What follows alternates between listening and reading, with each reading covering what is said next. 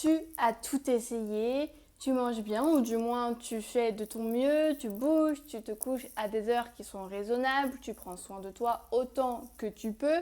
Et pourtant, la fatigue, elle est là, elle ne part absolument pas. Ton ventre, il réagit à tout ce que tu manges ou bois. Ton poids, il résiste ou il part, il revient.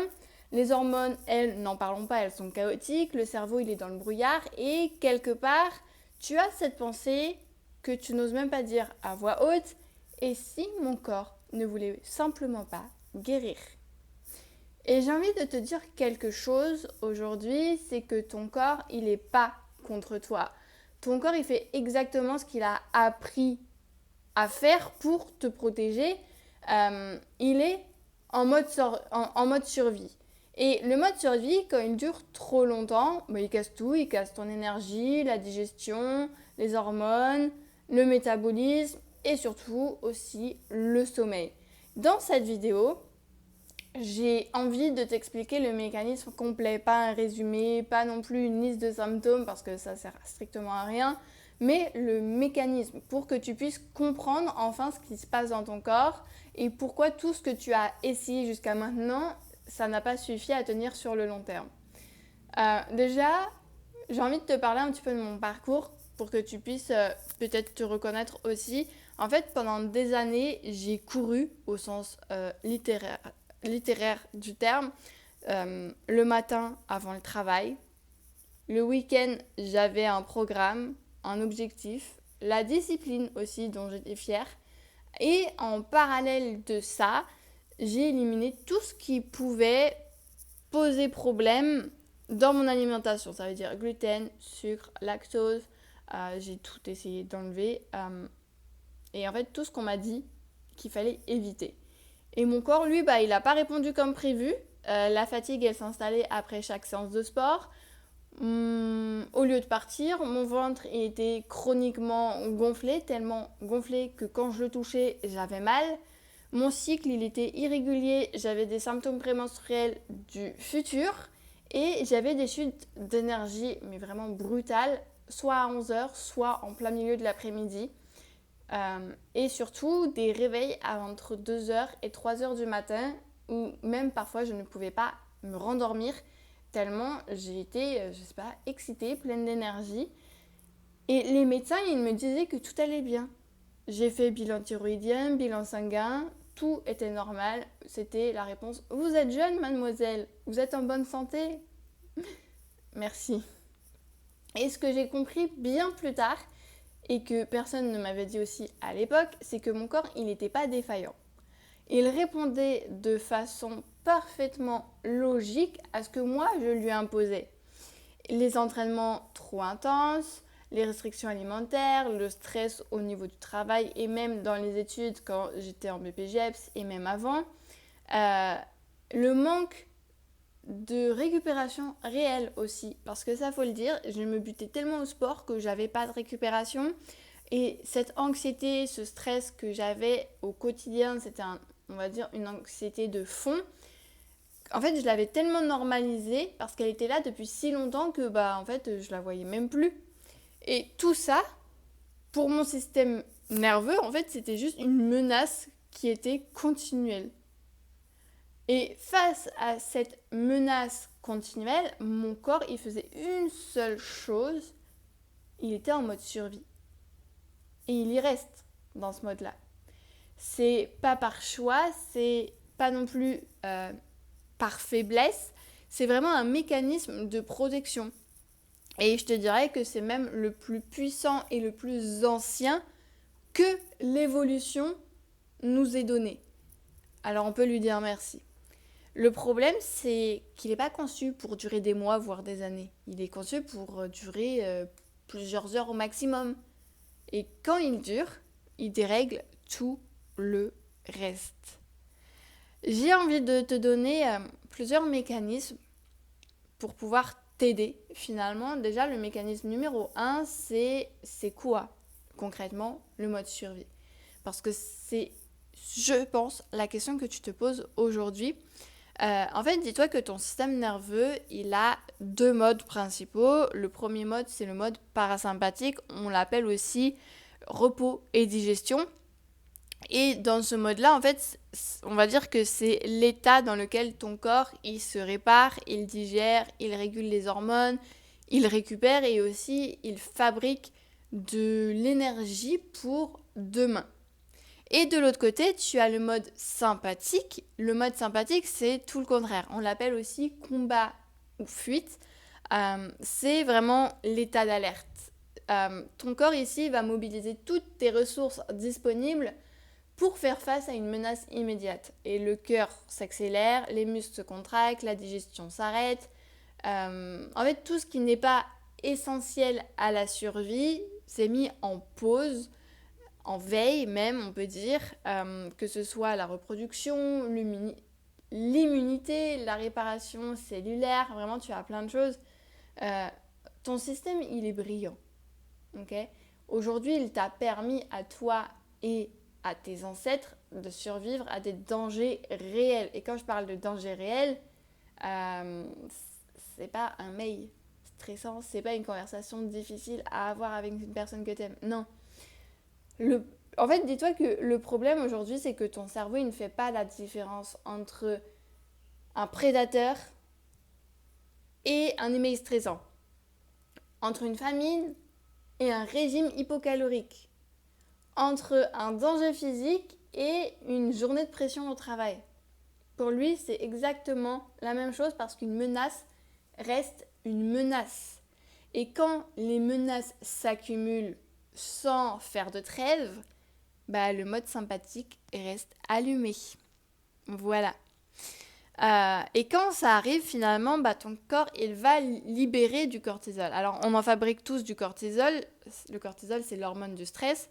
Et le cortisol, il est utile. Le matin, il te réveille, il te donne de l'énergie pour faire face à cette journée. Mais quand il reste élevé toute la journée, tous les jours, il devient destructeur. Et c'est aussi ce que le chercheur Robert Sapolsky l'a documenté en détail dans ses travaux aussi sur le stress chronique.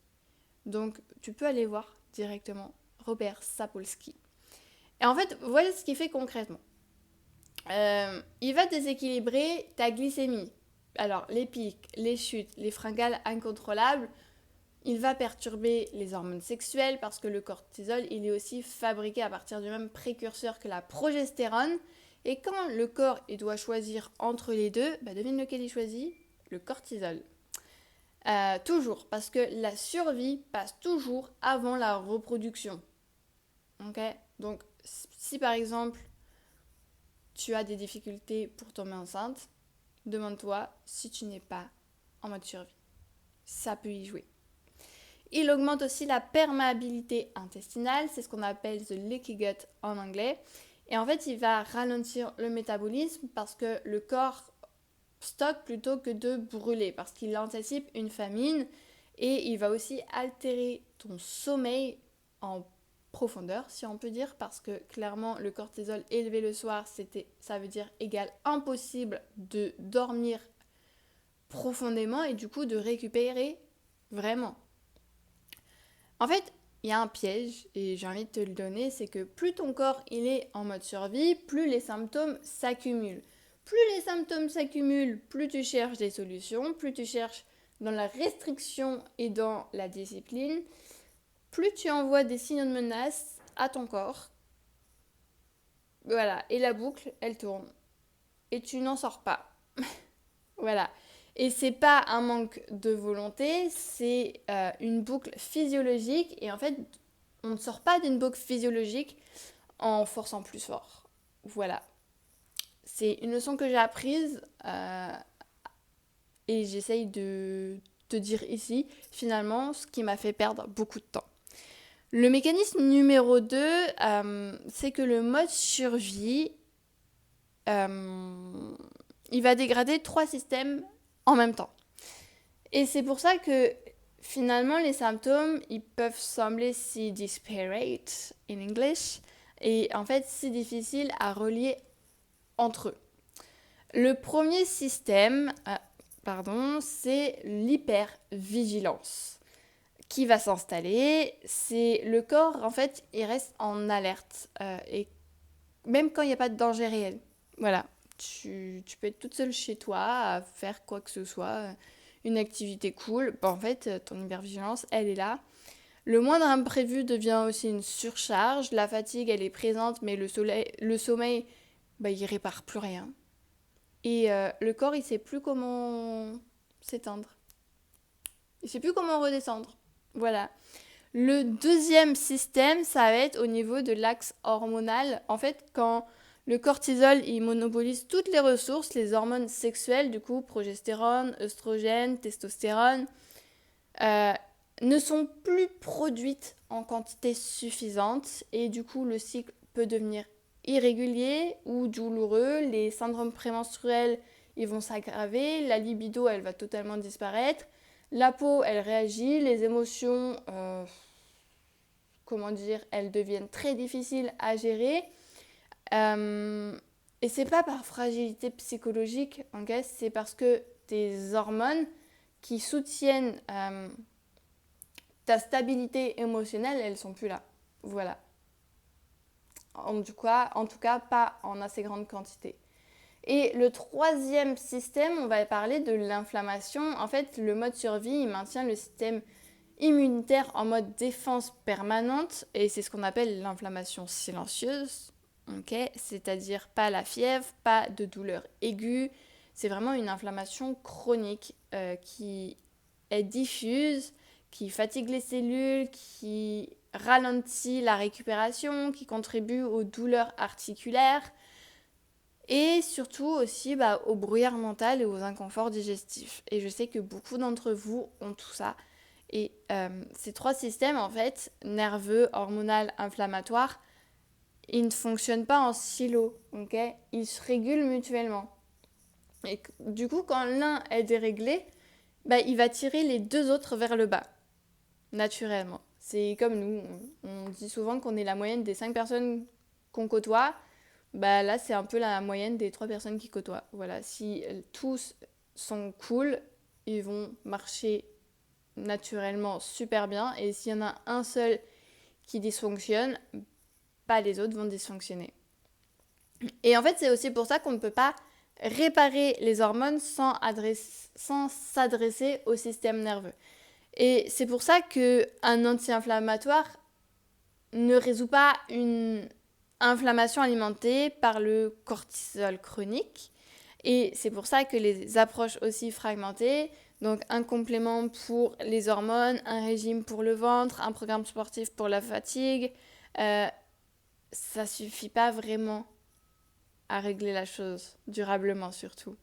Il faut seulement revenir à la racine. Et en fait, moi, le jour où j'ai compris ça, il y a quelque chose qui a changé. Alors, pas directement dans mon corps tout de suite, mais dans ma façon de me regarder.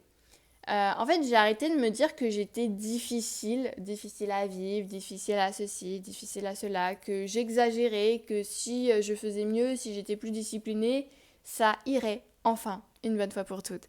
Et mon corps n'était pas du tout en train de me trahir. Il faisait exactement ce qu'il devait faire. Voilà, il me protégeait maladroitement, bien sûr, mais aussi, il faut le dire, à un coût énorme pour moi, pour ma santé, mais avec la seule logique que lui connaissait, la survie. Et ce dont il avait besoin, ce n'était pas plus d'efforts, ok ? Ce n'est pas non plus une discipline plus grande, ce n'était pas non plus un régime beaucoup plus strict, c'était des signaux de sécurité. Des signaux que le danger, il était passé, que c'était tout fini, que le corps pouvait enfin relâcher, que la digestion pouvait reprendre, que les hormones pouvaient se réguler et que le sommeil pouvait aussi se replacer dans ma vie, au centre de ma vie. Et en fait, ce basculement du mode survie au mode sécurité, c'est sur ça que tout mon travail, il est construit. En fait, le système nerveux en premier, parce que c'est lui qui vraiment orchestre tout le reste. Entre nutrition, pas pour éliminer, mais vraiment pour nourrir et réduire la charge inflammatoire, et de l'autre côté, le corps, en deuxième plan. là, pour le corps, c'est vraiment lui réapprendre à avoir des signaux de sécurité par aussi le mouvement, super important parce que le mouvement est inflammatoire. En fait, si tu fais de la course à pied, si tu fais de la muscu plusieurs fois par semaine, c'est inflammatoire pour le corps. Et si tu es en mode survie, c'est normal que tu ne progresses pas. Ou du moins pas autant que tu voudrais.